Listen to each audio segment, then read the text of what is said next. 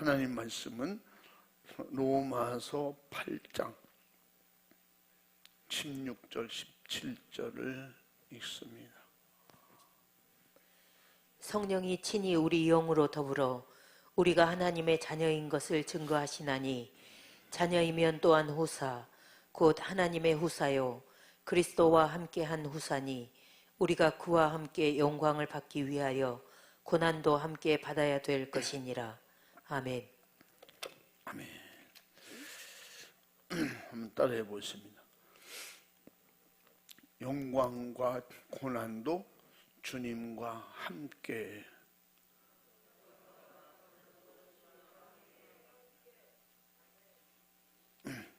다시 한번 더 크게 시작.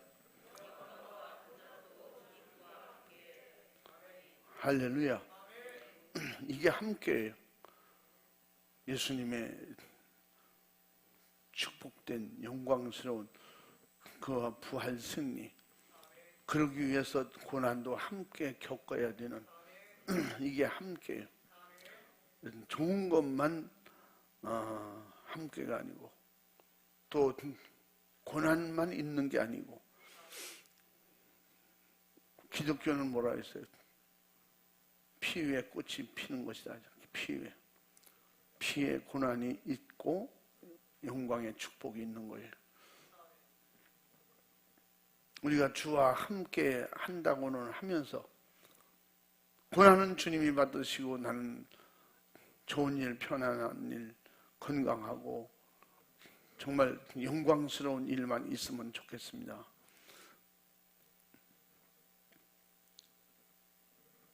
그게 바로 육신의 생각이죠. 우리가 주님과 함께 천국에서 영원히 영광스럽게 살기 위하여 이 땅에서 고난을 주와 함께 해야 된다. 오늘 본문 말씀이 바로 그 말씀이에요. 성령의 인도하심을 받아서 거듭나서 하나님의 자녀가 됐으면 반드시 하나님의 후사요 그리스도와 함께한 후사니 예수 안에서 이루어지는 하나님의 자녀 천국 상속자다, 그런 말이.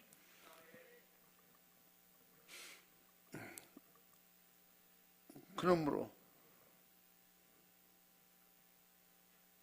주님과 영광도 함께 고난도 함께 받아야 될 것이니라.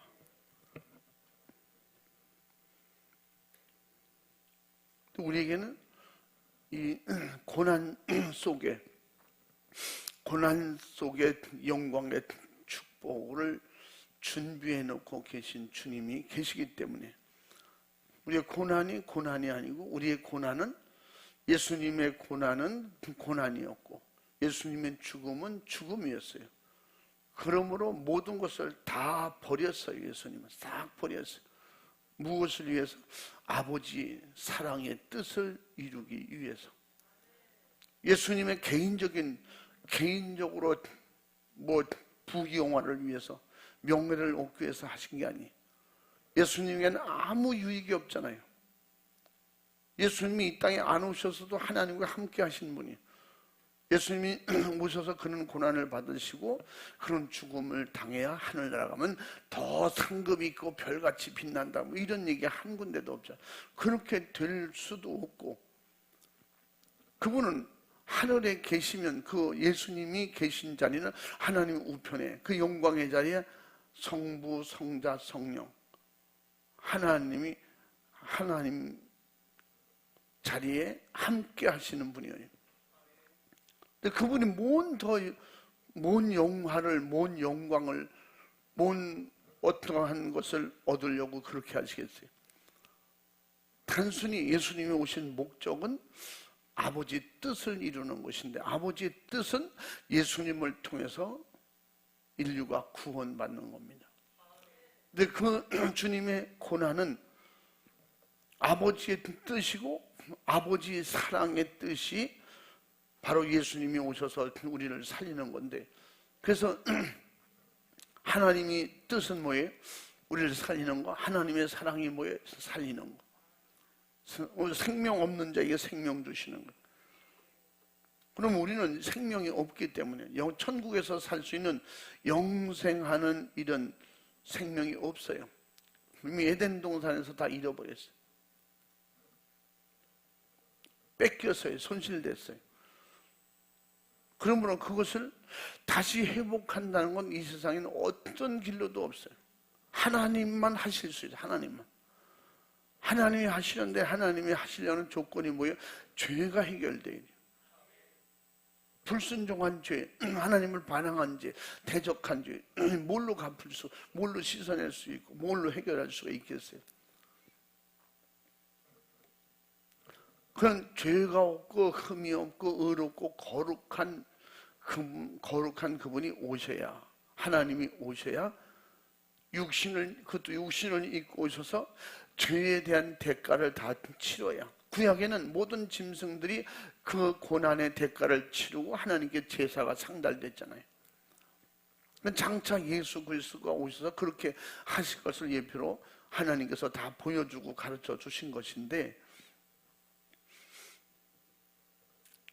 우리는 해마다 이맘때 되면 모든 교회들이 사순절 기간이라고 해서 특별히 꼭 뭐 절기 행사 그런 때를 맞춰서 교회들이 뭘 하죠.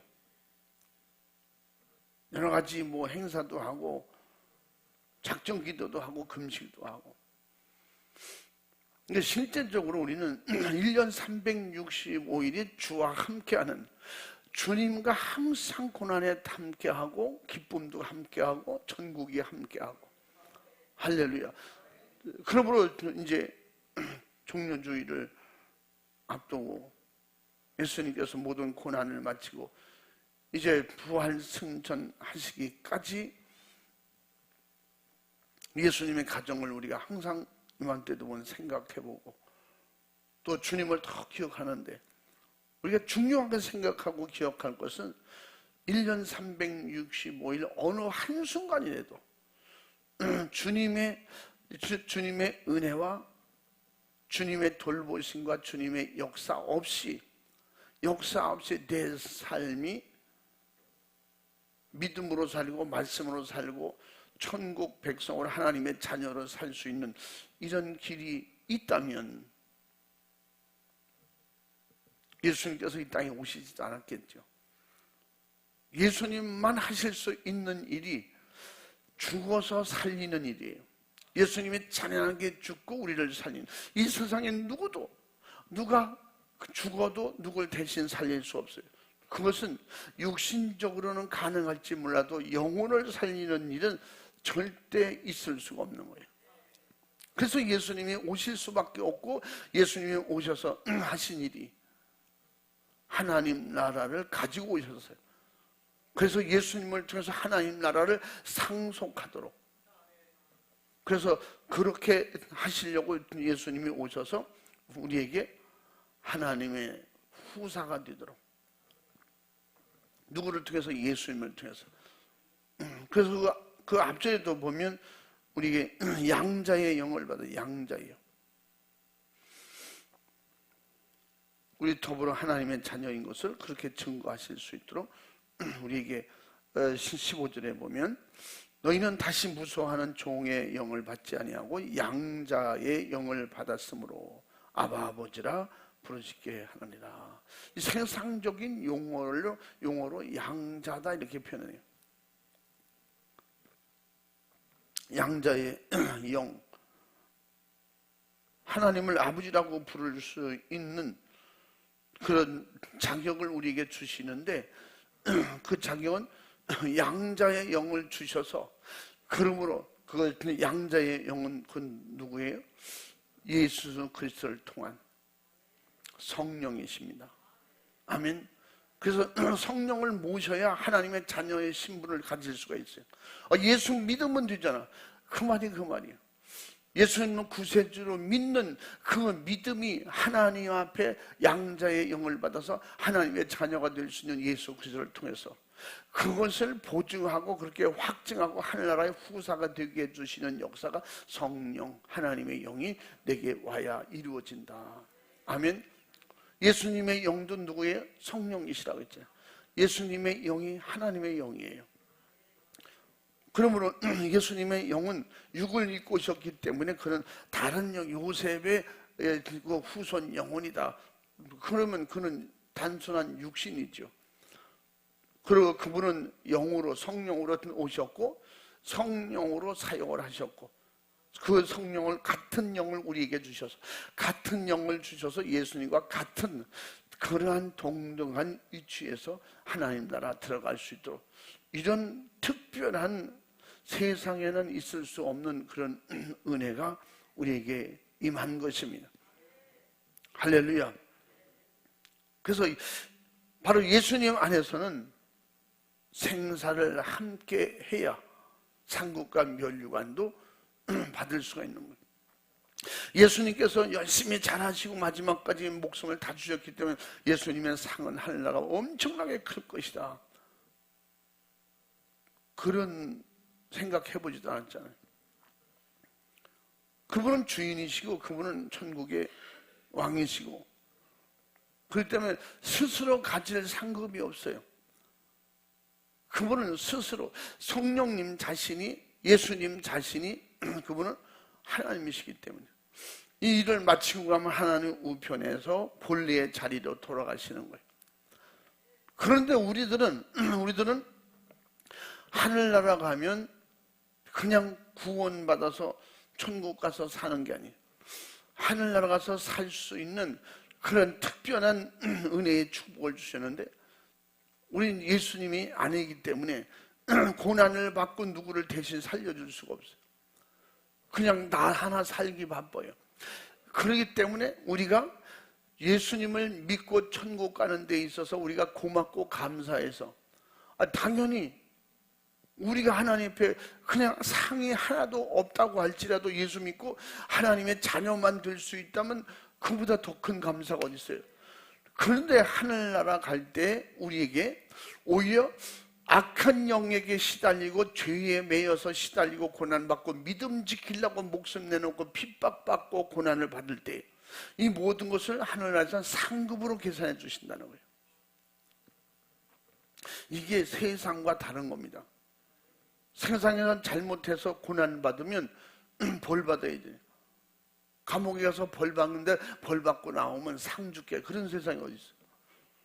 우리의 죄값으로 치는 고난임에도 불구하고 우리에게 상급과 면류관을 주신대. 그래서 이것을 뭐라 그래요? 특별한 은혜라는 거예요. 세상에서는 알 수 없는 은혜, 세상에서는 가질 수 없는 거예요. 우리 예수 믿는 하나님의 자녀, 천국 가서 우리가 얻을 수 있는 이런 특별한 은혜인 것입니다. 할렐루야. 특별한 은혜. 그러므로 이런 은혜를 입은 사람은 절대 배은망덕할 수가 없어요. 성령이 그렇게 우리에게 알려주시고 가르쳐 주시기 때문에. 할렐루야. 우리가 지은, 우리 조상이 지은, 내가 지은 죄 때문에, 그리고 예수 믿고 믿음으로 성령 충만해서 산다고 할지라도, 그렇게 산다고 할지라도 고난은 있잖아요. 그게 뭐예요? 예수 믿는데도 왜 고난이 있고 핍박이 있고 병도 들고 어려운 일도 생깁니까? 죄 때문에요. 죄가 다 해결됐잖아요. 자범죄가 있잖아요. 내가 지금 지은 죄가 있잖아요. 죄는 반드시 보응이 있다니까. 마귀도요, 그냥 무턱대고 막 고통 주는 게 아니야. 우리가 죄를 졌기 때문에 그 죄의 대가가 결국은 그대로 놔두면 지옥이에요. 지옥 가기 전에라도 우리가 지은 죄가 있기 때문에 죄의 보응이 우리에게 나타나는 거예요. 우리가 못을 받고 아무리 깨끗하게 잘 표시 안 나게 해도 못 자고 남잖아요. 그러면 지옥도 마찬가지고 이 땅에서 우리 고난받는 이 모든 것이 다 죄의 보응이에요. 악한 영을 그건 이용해서 우리를 육체를 괴롭히거든요. 그래서 주님이 또 뭐라고 했어요? 죄 때문에 육체는 고난받고 이 땅에서 죽지만 영혼은 산다는 거예요. 사도 바울도 로마서에 뭐라, 우리는 죄 때문에 죽지만 영혼은 하나님처럼 살게 하시려고 고난을 받을지라도 우리를 천국에서 살 수 있도록 해주시려고 예수 믿고 성령 충만하도록 우리에게 성령을 보내주셨다. 그분이 누구시다? 그리스도라고 그랬어요. 그 성령을 모시고 하나님의 양자의 영이 임하여 하나님의 자녀가 되는 순간부터, 그 순간부터 우리가 받아야 될, 또 안 받아도 될 이런 고난이 더 시작되는 거예요. 아마 사도 바울은 베드로도 그렇고 그냥 베드로 물고기 잡고, 사도 바울은 공회원 또 자기가 배운 지식 그런 거 가지고 산다면 순교 당할 이유도 없고 고난받을 이유도 없어요. 엄청 대접받고 살았겠죠. 대접받고 마귀가 거기다 공격할 이유도 없겠죠. 그냥 그대로 놔둬서 수많은 사람 괴롭히다가 예수 못 믿게 하다가 결국은 지옥 가겠죠. 근데 그가 양자의 영을 받고 하나님의 자녀가 되는 순간부터 악한 영은 엄청난 공격을 하죠. 그냥 놔뒀다가 그 죄의 보응을 다 들고 나서 하는 것마다 방해하는 거예요. 육체를 통해서 오는 고난. 근데 사도 바울은 내가 주님 뜻대로 믿음으로 사는데 왜 이런 일이 생길까 그러지 않았어요. 내가 이런 고난 받는 건 당연한 것이다. 그래서 자기 항상 죄를 고백하잖아요. 나는 이렇게 죄가 많고 허물 많고 난 죄인 중에 괴수다. 그렇기 때문에 이 고난을 받아도 당연하다, 싸다. 그러면서 예수님은 안 그랬냐? 예수님도 거룩하고 의로우신데 그분이 인류의 죄를 다 뒤집어 쓰고 죄인되니까 그 죄값을 그 몸으로 다 겪지 않냐? 그러므로 예수님께서 감당하시지 못한 남은 모든 고난은 이제 내가 내 몸에 다 채우겠다.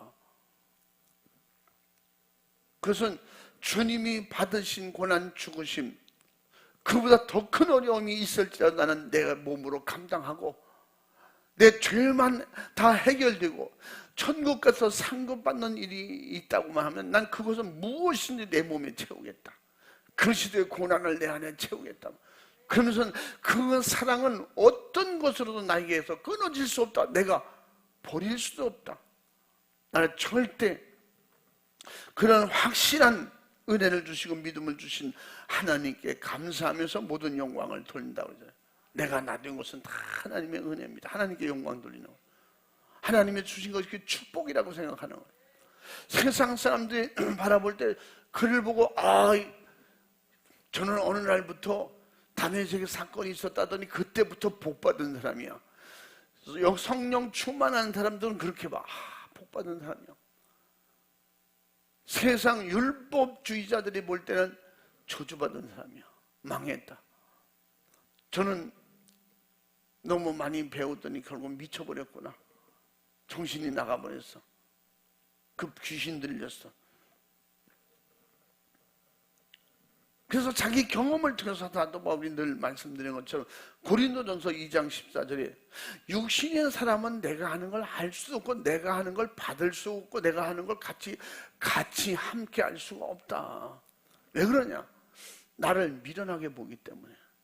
그래서 육신의 사람에게는 성령의 일을 맡기지 않는다. 성령이. 그들은 사람이 저렇게 미련할 수가 있냐? 완전히 미련한 사람이에요. 미련하고 정말 정신이상자지. 정신이상자. 정신이 잘못되지 않고요 어떻게 그런 좋은 환경을 뿌리치고. 제가 예전에 한번 간증한 사람이죠. 세상에선 부러울 것이 하나도 없어요. 자기 스스로 한번 간증하는 소리를 들었는데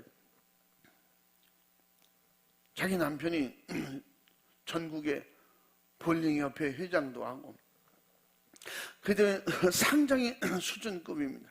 그 부부가 볼링을 그렇게 잘, 그 남편도 한국에서는 뭐 내놓으라 할 만큼 엄청나게 잘 치는 뭐 1, 2등 하는 그런 사람. 그 나중에 협회 회장도 하고 회장을 오래 하고 이래저래 거기는 좀 명예도 있고 돈도 있고 그래서 사는 수준이 그 중상층 중산층 그러니까 일반인들하고 어울리지 않는 거예요. 그 친구들이 다 외제 가방, 외제 옷, 그냥 외제 차들 타고 다니고 예전에 제가 봤을 때도 그냥 월급 200만 원만 받아도 엄청나게 많이 받는 그런 데. 그들이 한 달에 용돈, 자기가 스스로, 자기가 혼자 쓰는 용돈이 보통 300~400만 원 쓴다는 거예요. 그러니까 그냥 몸에는 치장이 굉장히 막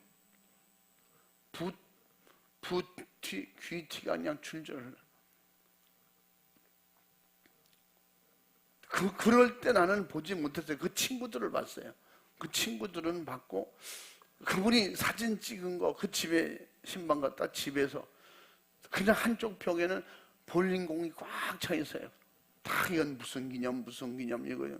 뭐 그리고 막 대통령도 만나고 뭐 이런 상 받은 거, 뭐 사진 찍은 거. 그때 제 기억으로는 저희들이 그 교회에 있을 때 점심 먹으러 가면 그 집이 체인점으로 가. 그게 뭐냐면 무슨 지금 보니까 그래 일식집 비슷한데 일식집인지 뭔지 모르겠어. 간단히 편안하게 먹는 거예요. 그냥 테이블 몇 개 있고 그냥 앉아서 이렇게 앉아서 올려주면 여기서도 먹고 그렇게 합니다. 그래가지고 고속도로 휴게소에 가면 쉽게 먹는 거 있잖아요. 그게 뭐지? 면발 굵은 거. 우동이냐 그게?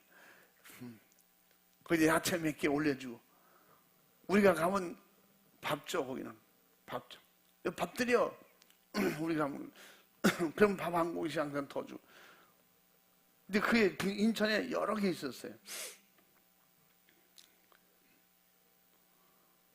그분이 그래 예수 안 믿었으면 그렇게 하는 거예요. 예수 안 믿었으면 그냥 오지랖 사람 얘기도 안 하지.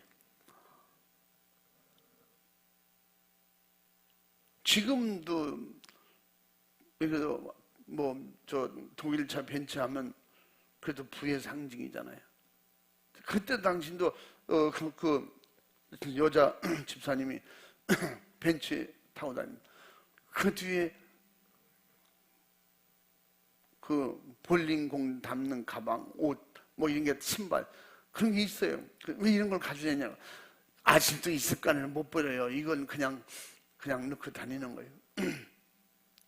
어떤 데는 가끔씩 혼자 치고 싶으면 그냥 어디 들어가서 아는 데 가서 볼링 치는데 근데 그것도 재미없어졌대.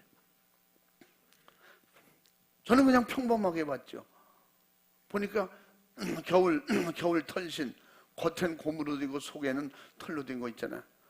그래서 몸빼를 입고 주방에서 항상 음식 같이 하고 또 전도 갈 땐 전도도 가고 신방도 가고 뭐 이렇게 하니까 그냥 순수하게 봤어요. 제가 교회 행사 때문에 어느 날 장 보러 간다고 정류점도 있고 거기 뭐 산다고 거기 갔는데 어떤 분들이 차에서 내리는데 아주 비싼 차에다가 겉으로 봐도 엄청나게 비싼 옷에다 비싼 가방 이런 것 같아. 지금 보통 비싼 수준이 있는 메이크업 그 뭐라 그래? 루이비통 같은 거 그거 일본 사람이 만든 거 일본 거잖아요. 세계적으로 얼마나 비싸요. 가방 하나에 400만 원, 600만 원, 막 1000만 원 넘는 것도 있고. 그렇게 하면 도둑놈이 거기 못 들어오나? 그 저절로 막 돈이 10,000원 넣으면 10만 원, 5만 원짜리 되고 막 그러는 거야. 이해 안 돼. 그래서 어떤 데는 그런 걸 싹 보이면 야, 저 사람 몸에 있는 거 가방하고 지갑하고 그러면 저 돈이면야 엘리베이터 놓는데 많이 도움이 되겠다. 뭐 그런 생각이 들어요. 그 무늬가 좀 특이하잖아요. 어쨌든 그런 사람들인데더니 야! 그런 거 뭐, 야! 그래서 우리 교회 옛날 봉고차에서 그 쭉 내려가지고 몸빼 인고, 그리고 그 위에 추리 하나 있고, 이래고 이제 가자고 막 가는데, 그야! 너 망했대더니 진짜 많이 힘든가 보구나. 그러더라고. 소문이 망했다고 소문났대. 그래서 만나지도 않고 나가 다니지도 않고 어디 거기서 보면 수수한 옷 입고, 응?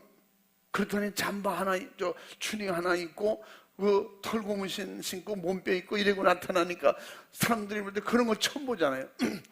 아이고 야야, 그럼 진짜 많이 힘드니 어렵니?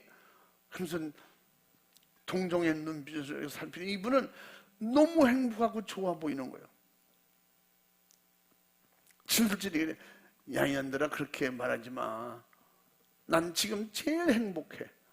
너무 좋다. 사람이 많이 가졌다가 잃어버리면 사람이 그렇게 된대. 그럼 다 포기하고 체념하고 살면 그럴 수도 있지. 야 언제 한번 만나자. 난 너희들 만날 이유가 없어. 그러면서 너희들 갈 길 가. 그러니까 안 만날라 그러고 빨리 이렇게 잘 가 이러고 가.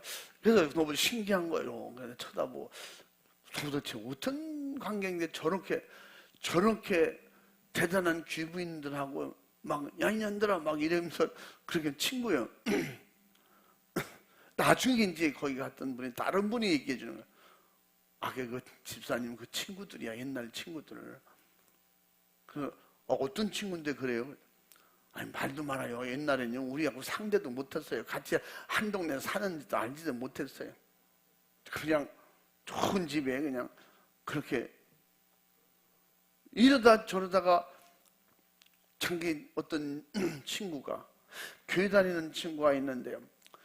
뭘 할 때마다 한번 아주 고향 친구인데 그렇게 다정한 친구였대요. 그러다가 자기의 삶이 틀려주니까 안 만나는 거예요. 만나면 창피하니까. 창피하고. 그래서 그 좋은 거 있으면 막 나눠주기도 하는데 그거 나눠주는 것도 너무 비싼 걸 주니까 부담이 가서 그래가지고 교회 한 번만 가자. 이번에 유명한 누가 온대. 한번 가보자. 그래서 지금 마지못해 한 번씩 구경 갔다가 그러는 과정 속에서 이분이 깨진 거예요. 어느 날 집에도 안 가고 밤새도록 울고 난리치고 새벽까지 울고 회개하고 기도하고 그리고 그날 그러니까요. 그런 사람은요 몇 번 데리고 와서 하려면 시간을 못 맞춰 오지도 않아요. 그날 완전히 도끼로 닭 잡듯 걸려버린 거예요. 새벽까지 회개하고 울고 그리고 내가 잘못했습니다. 알고 봤더니 자기가 고등학교인가 중학교 다닐 때까지도 신앙생활하고 은혜생활을 조금 경험했었는데 그러나 세상 남편 만나가지고 그냥 남편 잘 만나야 돼. 예수 믿는 남편 만나야 돼. 신앙생활 잘 못하는 이상한 거 만나가지고 평생 고생하는 사람 많아요. 부부가 마찬가지야. 근데 서로 믿음 좋은 사람끼리 만나서 이렇게 평범하게 신앙생활 잘하는 게 그걸 감사한 줄 몰라. 반대쪽의 사람이 볼 때는 아이고 저건 정말 복이야. 근데 본인들은 복인 줄 몰라. 그러니까 복인 줄 모르니까 예수 믿으면서도 그냥 서로가 부딪히고 이제 잘해보려고 부딪히는 거지. 잘해보려고 부딪히고 그런 거는 있는 거죠. 하여튼 그분이 그래서 그런 과정이 있다는 내가 알았어요. 그래서 제가 이제 그 신학 다닐 때인데 저보고 그분이 한 번은 그래요. 제가 계속 지켜봤는데요. 앞으로 꼭 목회하시면 잘할 것 같아요. 저보고. 오늘 그런 거예요. 전도사님도 워낙 좋으시지만 분명히 사모님이 기도 많이 하시고 뒤에서 뒷바라지를 잘하시기 때문에 반드시 될 겁니다. 그러면서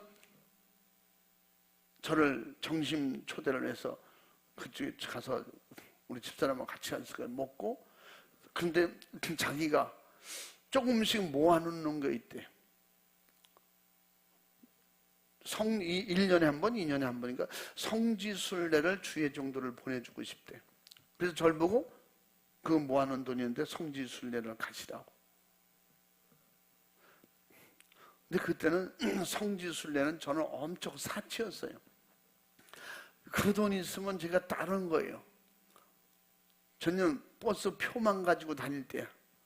집안 살림은 아예 뭐 갖다 줄, 그때 제 사례비가 40만 원이거든.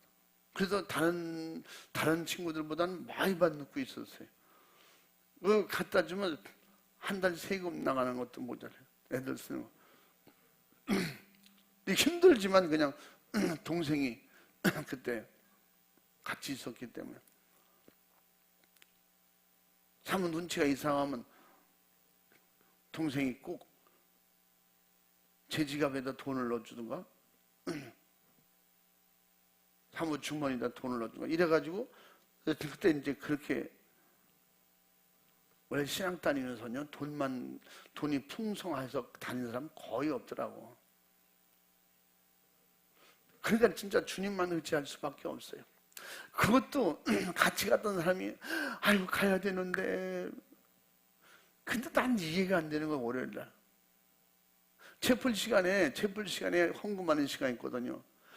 어떻게 옛날에 우리 토건 쓰다가 토건 말고 또 그 뭐 이만한 종이 요만한 거 그걸 뭐라 그러지?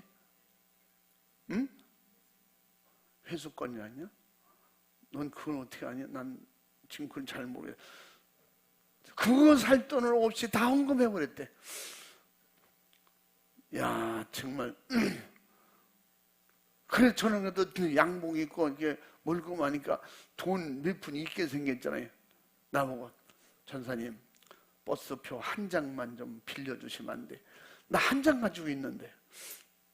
그거 어떻게, 있는 척 하고, 그래요? 그럼 가져가라. 그거 표 한 장 주면 나는 어떻게, 나는 없잖아요. 참 내가 지금 생각하면 그때는 그 슈퍼 앞에서 길가에서 이런 슈퍼에서 또 이렇게 왜 뭐 요만하게 파는 데 있잖아요. 표 파는데. 근데 그 슈퍼에서 제가 그 집 엄마가 있고 딸이 있는데 지금도 안 잊어버려. 딸 보고 내가 그 표 한 장만 그냥 주세요. 내가 내일 분명히 내일 와요. 내일 똑같이 또 와요. 내가 매일 거기서 타는 거 알잖아요. 근데 표 한 장만 그냥 빌려주세요. 꿔주세요. 그게 말이 안 통해. 그러니까 안 돼요. 아니 무슨 버스표를 등장 여상으로 달라는 사람이 세상에 어디서? 그냥 고등학생쯤 되는가 봐. 그럼 나는 어떻게 가야 되는데? 야 하나님 제가 아까 잘난 척 안 하고 편한 남 줬는데 나 갈 수가 없어요. 근데 그거 엄마가 막 쫓아. 야야야. 그 돈이 없어서 그런 분은 아닌 것 같잖아요. 그런 사정이 있겠지. 몇 개 필요해요. 사실은 내가 지금까지 하면 2개 필요한데, 아예 갈 때 한 장이 없어가지고, 아예 오늘따라 지갑을 뭐 어쩌고저쩌고. 야, 드려. 그 엄마가 그래. 야, 한 장 떼어 먹어봐야 한 장이지. 그럴 분은 아니잖아. 아마 매일 보는 분이잖아. 뭐 그러면서 그 표를 위해서 얻어가지고 그럴 때도 있었어요. 제가 그러니까 얼마나 오죽하면 제가 하나님 내가 1년만 돈 벌고 그리고 신학을 하면 안 되겠습니까? 그렇게 하다가 생으로 등록금 다 날리고 막 그 얘기는 지금 다 할 수가 없어요. 그런데 그런 형편 같은 사정이 있는 걸 누가 있어요? 아무도 모르지. 그 주님만 알고 계시는 거예요. 그 주님 앞에 기도하고 주님이 주시는 은혜로 믿음으로 그렇게 살려고. 그런데 집안 사정도 그렇지. 근데 지금도 그 권사님 살아있을 거예요. 정말 만나고 싶은데 어딘지 모르겠어. 나보고 성지순례 가라는 거예요. 속으로 그 돈 주면 좋겠다. 주면 좋겠다. 근데 하나님이 그러니까 하나님의 일은 하나님이 하셔요. 그런 고난 가운데도 주님이 일하시려고 하니까 주님이 써주시는 거예요. 필요할 때, 필요할 때, 야 진짜 옷도 그렇지. 그 필요할 때마다 누가 용돈도 주고, 그것도 먹을 것도 주고, 또 그렇게 해서 하여튼 그렇게 과정을 지나면서 살았는데 그분이 성지순례 돈 준다는 거예요. 10박 11일 할 수 있도록. 그때가 제가 기억하기로는 210만 원인가 220만 원인가 그랬을 거예요. 그분은 그래도 돈은 있잖아요. 그 집에 가자고 그래서. 근데 우리가 그 어떤 부목사님이나 담임 목사님 대신방 할 때 같이 가보면 일반 집하고 전혀 틀리게 살잖아요. 그러면서 가끔씩 그런 얘기해요. 내가 예수 안 믿었으면 이런 데 미쳐가지고 이렇게 살았을 거예요. 지금도 돈에 미쳐서 돈 쓰는 재미. 내 남편이 잘 벌고 자기도 체인점이 여러 개니까 돈 쓰는 데는 지장이 없잖아요. 그런데 그가 예수를 믿고 성령 충만한 은혜를 받고 보니까 그게 쓰레기처럼 보이더라는 거예요. 이야, 이 쓰레기 인생이다. 그래서 그런 거예요. 그 여자들 보니, 야 이년들아, 그렇게 말해. 야 이 쓰레기 년들아, 예수 믿고 천국 가. 그러니까 에휴, 참 완전히 망했다더니 완전히 미쳤네. 이게 다 부자로 살다가 잃어버린 사람이 저렇게 된다는 거지. 그러면서 야 생각나면 전화해 뭐 이래가면서 헤어지더라고요. 그러니까 그분이 그런 거예요. 나도 옛날에 그렇게 살았고 그랬는데 예수를 믿고 내 영혼이 지옥 갈 걸 생각하니까 이게 사람이 미치겠더라는 거예요. 야 큰일 날 뻔했다. 진짜 지옥이 있는데, 진짜 천국이 있는데 내가 이게 무슨 꼴이냐. 그때 다 내버리고 그때 변화되고, 그리고 하나님 앞에 조금이라도 세상 생각이 좀 들어오면 그때 이제 와서 철회하는 거예요. 막 철회하고 기도하고 막 방언하고, 하나님 생각나지 않게 해주시고. 가끔씩 그렇게. 그 사도 바울도 자꾸 나를 쳐서 복종시키고 무릎 꿇는다는 게 뭐예요? 자꾸 옛날 특성이 나오는 거예요. 아덴에 가서도 그렇게 실수한 것처럼. 그래서 결국은 그가 고난을 자처하는 거예요. 그 사람들이 왜 굶습니까? 그 좋은 식당에 자기는 그래. 자기가 그런 식당을 하지만 자기가 잘 나갈 땐 그런 식당 아예 가더라 안 한대. 근데 자기네가 하는 식당에 사람들이 많이 몰려오는 거 보면, 야 사람들이 많이 가난한가 보다. 근데 은혜 받고 나중에 깨달은 것이 이제 회개하는 거지. 하나님 제가 교만했습니다. 난 잘못했습니다. 그러면서 그냥 같이 주일날 그냥 국수 끓여서 감자 썰어놓고 국수 끓여서 그냥 짜니 싱겁니 이게 뭐 김치 누가 했니 그래 가면서 거기서 같이 어울리는 거예요. 그럴 사람이 아니잖아요. 그게 참 보면서 그런데 문제가 있으면 금식이에요. 그러니까 집사님이 식사 안 하세요. 제가요 금식하고 있는데 나보고만 알고 기도만 해달래. 우리 남편이 핍박을 한다는 거예요. 그렇게 잘해주던 그런 남편이 어느 날부터 새벽에 어떤 놈을 사귀어놓고 가냐. 너 그게 모양이 그거 뭐냐 화장해라. 왜 그 돈 줄게 비싼 화장품 좋은 거 써. 야 옷도 그게 뭐야 옷이 없냐 살 돈이 없냐. 그러면 없다고. 그러면 돈 준대. 그러면 헌금하는 거야. 그냥 헌금하고 그냥 섬기고 돕고 그 삶을 누가 알겠어요? 그러면 교회만 오면 교회는 항상 뭐 충성하고 뭐 이런 뭐 사적인 일 할 게 없으니까 그렇게 해서 와서 그냥 잠바 입고 그냥 몸빼 바지 입고 그리고 같이 어울리고 김치하고 그냥 화장품 그냥 막 비싼 거 안 바르고. 제가 그래서 이제 그런 모습을 뭐 그분만 그렇게 했어요. 그런 사람들이 많이 있잖아요. 그런데 그렇게 그거야 말따라 뭐예요? 사소고생이에요. 누가 시켜요? 누가 금식하라고 했어요? 그렇게 먹을 건 많은데 왜 굶냐고. 이게 옛날 같으면 어림도 없다는 거지. 어림도 없는. 그런데 그 비싼 거 좋은 옷 나 자꾸 나눠주는 거예요. 누구도 주고. 그런데 이렇게 좋은 옷을 저는 못 입어요. 내가 입던 거라니까. 그러니까 같이 몸 비슷한 사람에게 자꾸 나눠주는 거야. 지금 신발도 볼링 신발이 수십 컬레가 있는데 그걸 주면 누가 신을 사람이 없잖아. 그래서 그걸 지금 뭐 많이 버리기도 하고 그렇게 한다는 사람 다 나눠주고 그렇게 사는데 그게 행복하다는 거지. 돈 쓰는 게 행복한 줄 알았는데 돈 쓸 때마다 항상 지들끼리 만나면 경쟁이야. 너 이번 달에 얼마 썼어? 뭐 그러면 이번에 신랑에 100만 원 올려줬어? 그러면 또 그게 또 시샘이 나가지고 우리는 말이지 좀 올려주면 안 돼? 제가 말했잖아요. 그 친구 중에는 부천 어디 사는데 항상 모일 때 자기들이 용돈 200만 원 쓸 때 그 사람은 600만 원, 800만 원 썼다는 거야. 그러면서 항상 와서 그 자랑 또 올 때마다 가방 바꾸고 신발 바꾸고 차 바꾸고 그래서 그 집이 문제가 생기면서 갑자기 어느 날 갑자기 용돈이 200만 원 떨어졌다. 우리 진짜 좋은 직장 가진 사람이 그때 당시 200만 원 월급 받을 때라니까요. 그러니까 어느 날 이혼했다고 그래. 왜 이혼했냐? 그 용돈 200만 원 줘가지고 600만 원씩 800만 원씩 막 이렇게 쓰고 다니던 사람이 그냥 막 한 달에도 1년에도 몇 번씩 막 몇백만 원짜리 몇천만 원짜리 이렇게 막 그렇게 살던 사람이 용돈 200만 원 주는 바람에 이혼했대. 위자료 바뀌고. 그런데 그 사람이 왜 자기도 그렇게 살던 사람 그 천치 같은 등신이요 200만 원이라도 받고 있으면 괜찮았잖아요. 이자로 받고 같이 어울려 다니면서 막 돈 쓰더니 어느 날 200만 원은 뭐야?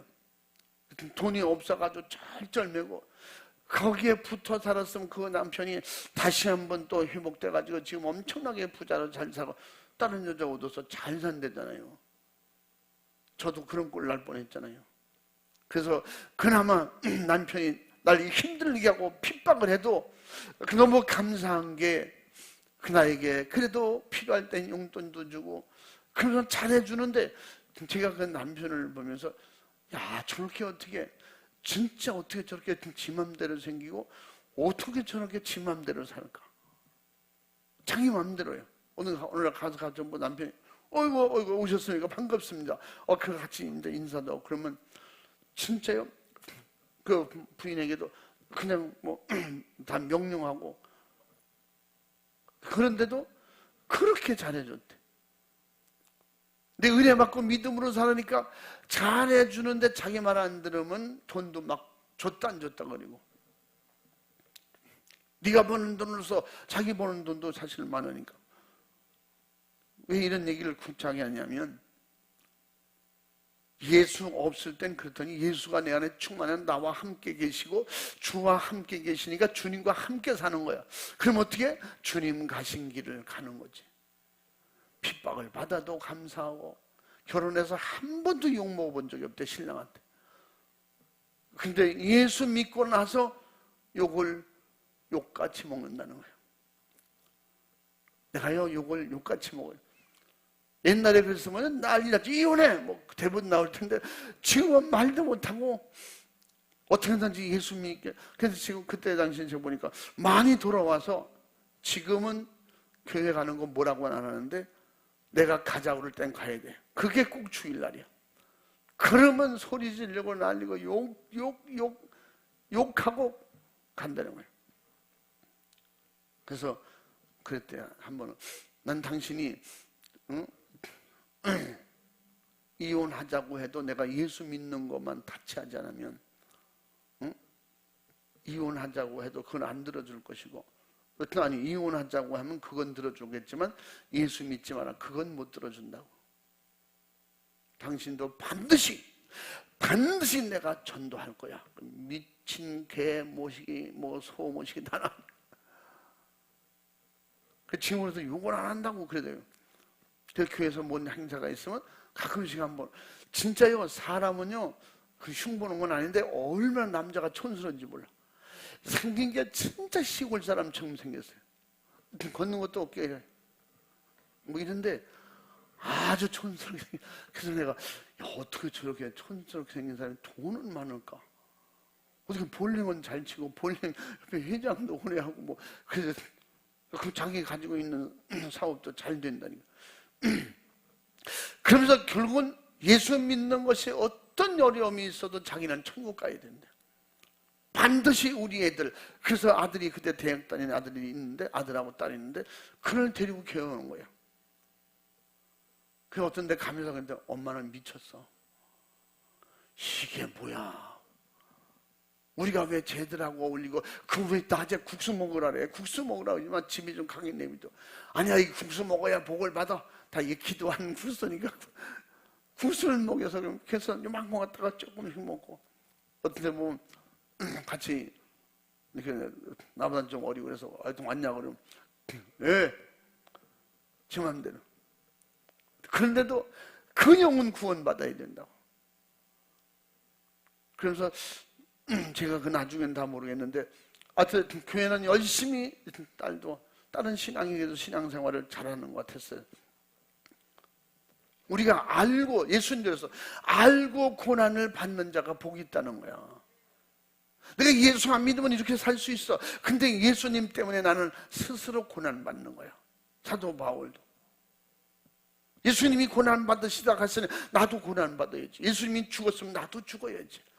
예수님처럼 살다 예수님처럼 천국 가서 영광, 하나님께 영광 돌리고 그 영화로운 나라에서 살 것을 생각하면서, 그래서 악한 영, 마귀 역사는 이제 그 성령 충만, 믿음 충만한 이후에 믿음으로 살고 주님 뜻대로 살고 세상을 이기고 죄를 이기고, 마귀는 우리를 지게 하려는 거거든요. 우리를 무너뜨리려고요. 근데 그것을 이기고 마지막까지 이기고 믿음을 지키는 자에게, 디모데후서 4장 7, 8절에 뭐라 했어요?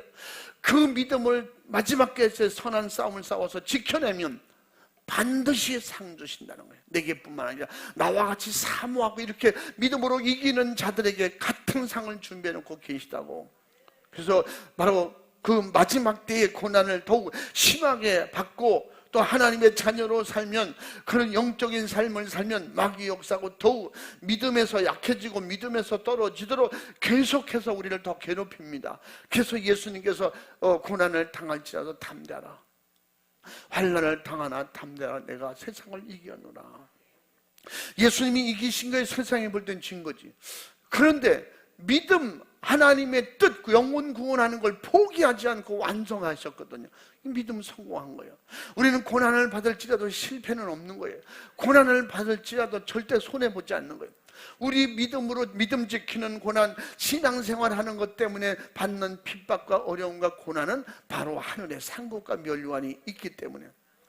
할렐루야. 예수님이 하신 말씀 한번 읽어봐. 예수님이 하신 말씀. 응? 이것을 너희에게 이름은 너희로 내 안에서 평안을 누리게 하려 함이라. 세상에서는 너희가 환난을 당하나 담대하라, 내가 세상을 이겼노라 하시니라. 아멘. 아멘. 세상을 이렇게 고난 속에서도 이기는 믿음, 이 믿음 안에서 얻는 이런 기쁨, 평화, 세상이 이해 못하는 거지. 진짜 믿음으로 성령으로 이것을 이길 때 그 안에 기쁨이 있는 거예요. 감사가 있는 거예요. 진짜 고난은 있어도 마음의 평안이 있잖아요. 응? 파도가 아무리 높아도 벌써 10m, 20m 물속만 들어가면 물속에는 평안하잖아요. 내 안에 진정한 이런 고난 속에 얻는 평안이 임할 만큼, 평안을 느낄 만큼 영적인 사람이 돼야 고난도 감사하고 핍박도 감사하고, 할렐루야. 그러면 신앙생활 자체가 기쁜 거예요. 응?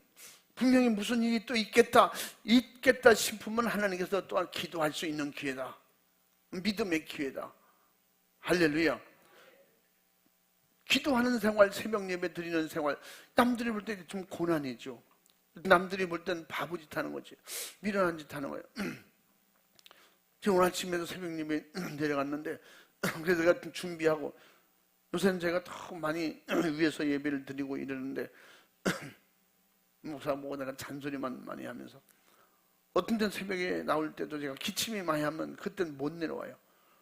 나와 계속 기침할 수 없고, 그러면 뭐 그 눈물 콧물 줄줄 흘리면서도 할 수도 없고, 어떤 때는 그런 게 있어요.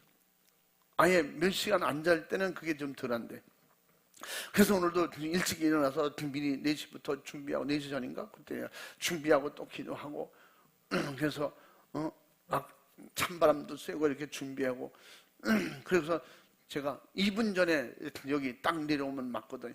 분명히 2분 전에 내려왔는데 그 윤 목사님께서 성경을 읽었더라고. 그래서 뒤에 가서 그냥 설교 들어야겠다.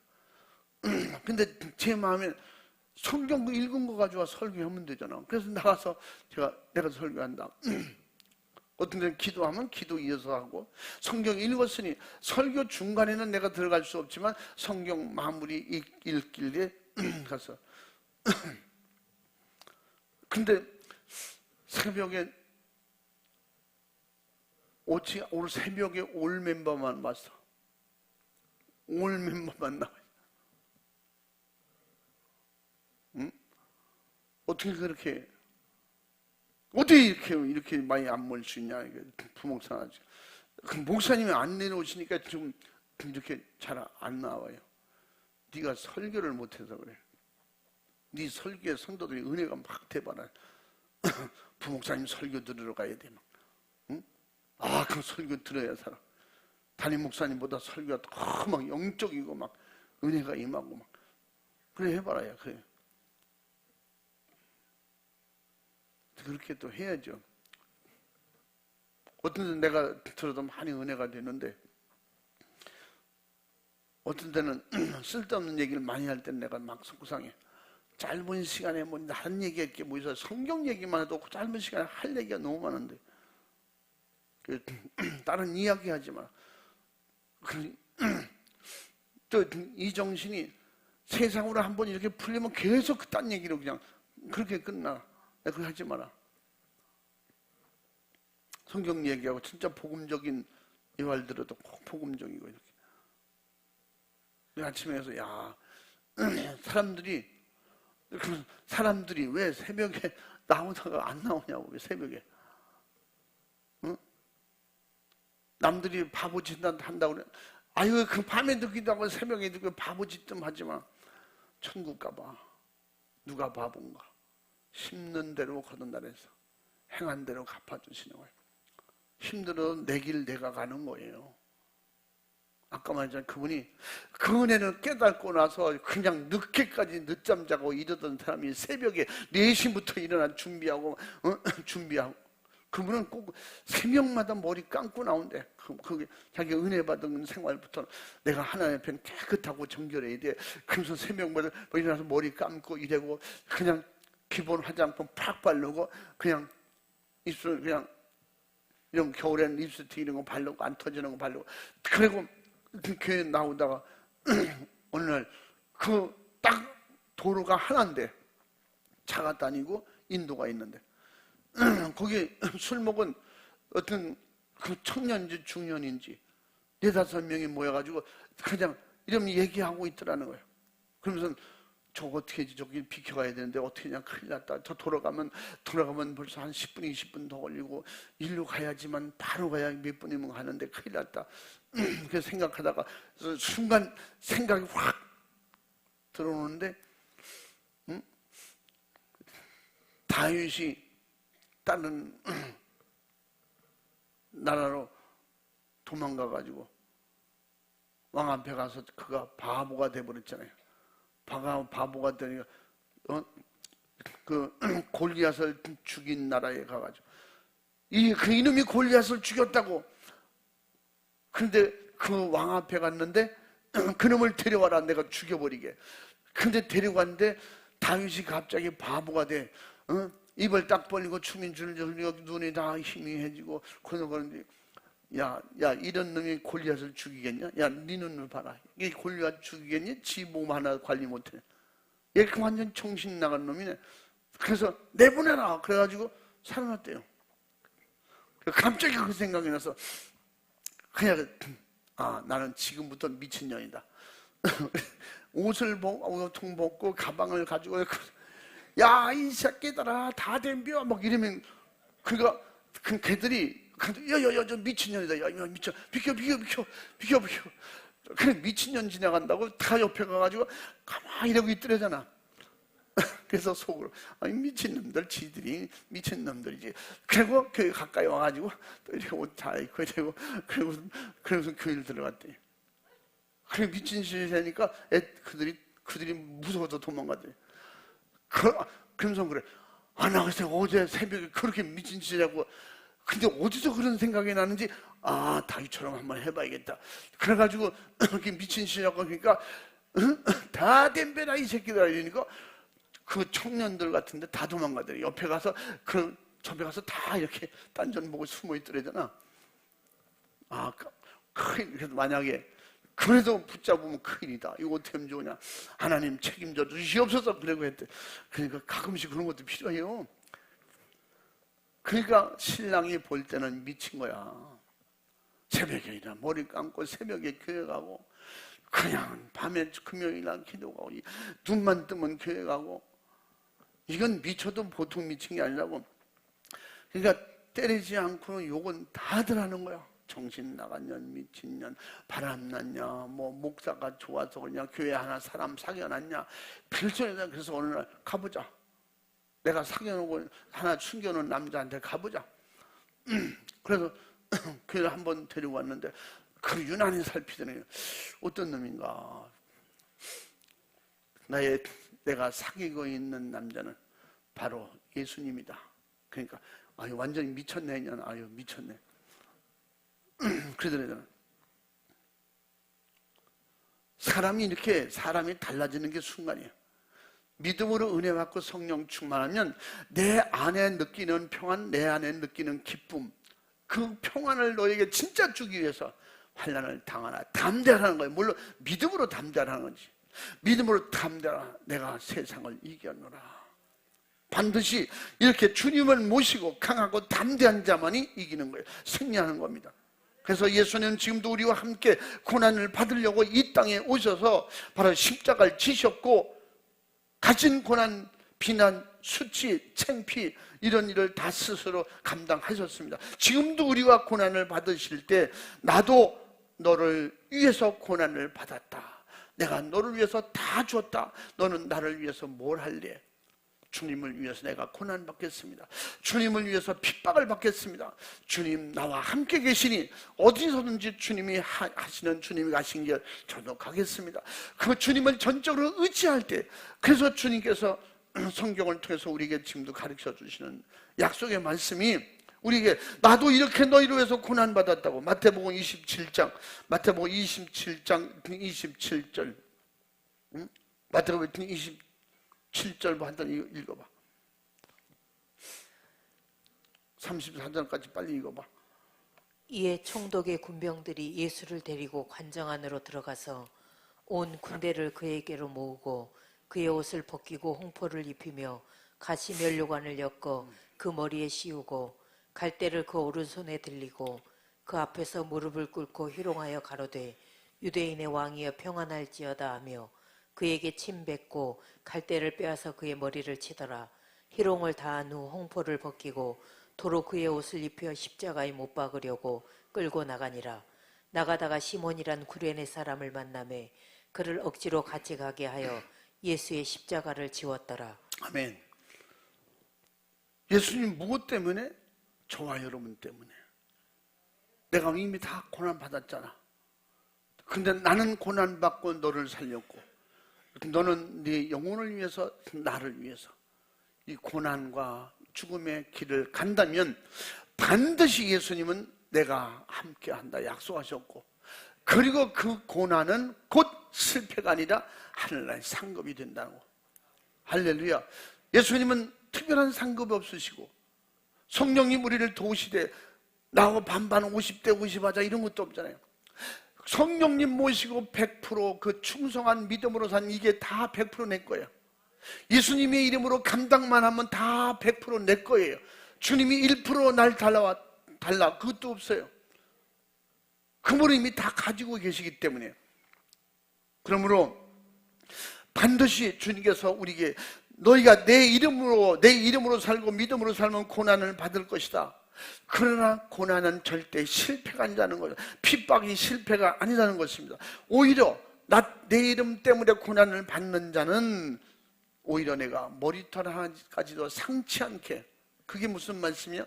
우리를 이 땅의 모든 것을 다 포기할 때 온전히 하나님 나라 가서 그대로 다 받을 수 있도록, 할렐루야, 우리의 신령한 이런 영적 생활로 인해서 오는 모든 것을 다 감당할 수 있도록 도와주시고 우리를 도와주신다는 거. 머리털 하나 상치 않도록. 누가복음 21장에 뭐라 했어요? 누가복음 21장 17절 18절 말씀에 주님께서 분명히 예수님 때문에 고난을 받는 자는, 그래서 또 마태복음 5장 10절 이후에도 내 이름으로 핍박을 받는 자는 반드시 상이 있다고 약속해 주셨어요. 누가복음 21장 읽어봐. 또 너희가 내 이름을 인하여 모든 사람에게 미움을 받을 것이나 너희 머리털 하나도 상치 아니하리라. 아멘. 결국 모든 상을 하나도 잃어버리지 않게 해주신다는 거예요. 우리의 수고와 우리의 충성이 절대 헛되지 않도록 도와주시며 약속하신 말씀인 것입니다. 그리고 고난받는 만치 상이 큰 거예요. 믿음으로 견디는 만치 하늘나라의 영역이 생기는 거예요. 아멘.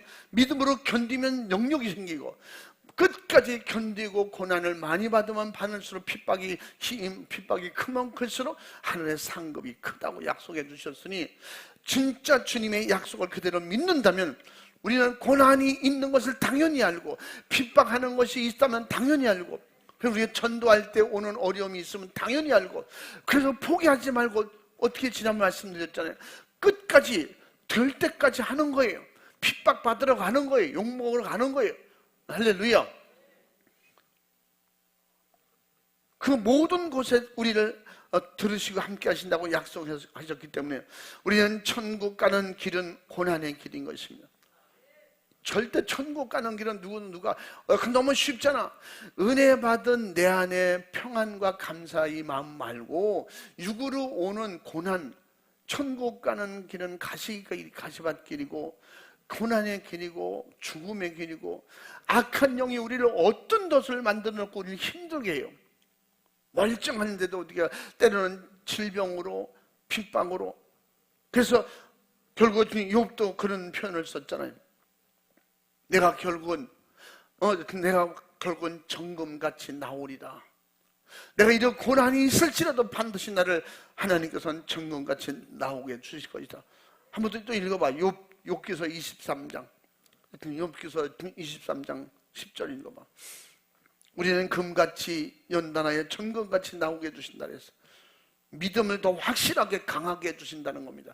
고난을 이기고 시험과 핍박을 이기면 이길수록 강해지는 거예요. 금은 불 속에 들어가면 들어갈수록 연단할수록 더 순금이 되는 거예요.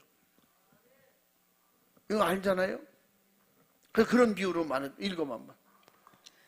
나의 가는 길을 오직 그가 아시나니 그가 나를 단련하신 후에는 내가 정금같이 나오리라. 아멘. 아멘. 욥이 많은 사람이 핍박하고 많은 사람이 조롱하고 너는 하나님이 버렸어. 하나님이 널 사랑하지 않아. 그럴 때 하나님은 나를 지금 연단하시는 거야. 내가 더 강하고 정금같이 나오게 될 것이다. 부정적으로 한번 약해지지 않았어요. 하나님이 살아계시기 때문에 하나님이 보고 계시기 때문에 듣고 계시기 때문에 이게 믿음이 확실할 때 내가 받는 고난은 하늘의 상이고 내가 더 강해지고 더 담대해지고 나를 정금같이 나오게 해주실 것이다. 할렐루야. 그러면서 성경엔 뭐라 그래? 베드로는 오히려 너희의 믿음이 정금보다 더 귀한 믿음이라고. 단련된 불에 단련된 그 금보다도 더 귀한 믿음이라고. 한번 읽어봐. 베드로전서 1장 7절 읽어봐. 너희 믿음의 시련이 불로 연단하여도 없어질 금보다 더 귀하여 예수 그리스도에 나타나실 때에 칭찬과 영광과 존귀를 얻게 하려 함이라. 아멘. 베드로가 성령 충만한 이후에 얼마나 핍박과 어려움이 더 많았겠어요. 오죽하면 십자가를 거꾸로 계속 죽이려고 감옥에도 가두고 천사들을 통해서 이끌어내고 그리고 또 마지막까지 일하게 만들고 그리고 그를 마지막에 예수님께서 그 성령의 은혜가 임하기 전에 예수님이 십자가 지시기 전에 가르쳤잖아요. 오늘날 너는 너를 전혀 모르는 사람이 띠띠어 너를 이끌고 다른 곳으로 가게 될 것이다. 결국은 그도 잡혀서 로마로 갔잖아요. 넘어가서 그 추후 64년, 고 64년, 65년 그 사이에 사도 바울과 베드로가 순교합니다. 사도 바울은 단두대에서 목이 잘리고, 그 베드로는 그 이후에 베드로는 십자가를 거꾸로 지고 가령하던 64년에서 65년 그 사이에 순교했습니다. 그 예수님이 하신 말씀대로 네가 원치 않는 곳에 너를 띵띵고 묶어서 가서 결국 타인에 이끌려서 그렇게 가게 되고 마지막에 그런 죽음을 죽게 될 것이다. 그게 뭔지 몰랐죠. 마가다락방에 성령 충만한 이후에 그런 불같은 시험, 불같은 고난, 매를 맞고 핍박을 받고 감옥에 연시를 갇히고 쇠사슬로 매우 고통받고 고문을 당하고, 그래도 그런 자기를 이렇게 불에 단련한 정금보다 더 귀한 믿음으로 나게 하시려고, 할렐루야. 그래서 마지막에 그는 하늘나라의 영광에 동참하도록 해주시는 이런 축복이 있으니 너희는 불같이 연단하여 정금같이 나오리라. 욥처럼 이런 약속의 축복이 우리에 있기 때문에 분명히 오늘 말씀의 제목처럼 영광과 고난도 주님과 함께. 아멘. 고난 없는 영광은 없는 거예요. 고난의 십자가 짓지 않으면 영광의 십자가 없는 거예요. 아멘. 그러므로 우리가 이런 믿음으로 우리 주 앞에 온전히 믿음으로 승리하는, 고난을 능히 이기는, 핍박을 능히 이기고, 그리고 전도할 때도 이런 방해가 있을 때 그 모든 걸 능히 이기고, 결국은 내가 포기하면 저 영혼 지옥 간다, 내가 믿음을 포기하면 내가 지옥 가고, 내가 전도를 포기하면 그 영혼 지옥 가는 거예요. 그러므로 그걸 알기 때문에 악한 영혼, 자식을 통해, 부모를 통해, 가족, 형제를 통해서 전도 오지 마세요. 결국 우리 선물도 도로 갖다 주고, 그렇게는 안 할 줄 알고, 그래서 우리는 포기하고 안 하잖아. 그럼 아니요, 지는 거예요. 그러나 고난이 큰만치 응답도 축복이 임하는 거예요. 반드시 고난받는 속에 하나님은 그냥 여러분의 믿음에, 예수님 때문에 오는 고난과 핍박을 그냥 넘어가지 않아. 반드시 하나님의 축복으로 보상해 주세요. 머리털 하나 상치 않게 보호하시마.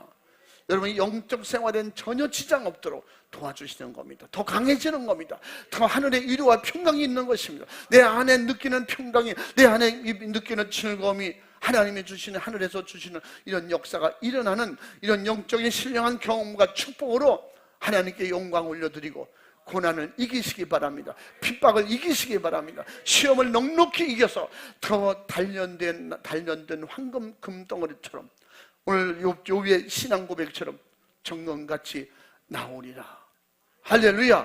두 손 번쩍 들고 이 시간에 기도할 때 주님 앞에 고난이 내게 유익이다, 고난이 내게 축복이다, 내가 이런 불로 연단한 금처럼 내가 살이 정금같이 나오리라.